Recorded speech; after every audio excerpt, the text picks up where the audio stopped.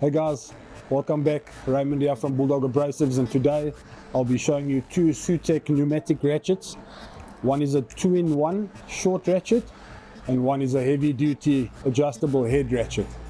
Let's get into it. The 2-in-1 pneumatic ratchet can take a 3/8 socket as well as your normal hex screws. And despite its compact size, it punches 47 Newton meters of torque. The heavy duty pneumatic adjustable head was designed and engineered with versatility and performance.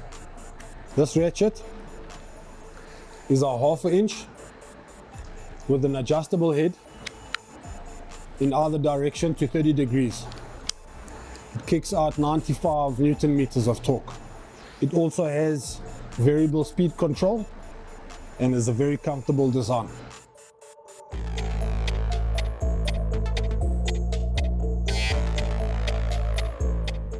If you enjoyed this video and want to learn more about the HSUTECH range, please like and subscribe. Thank you.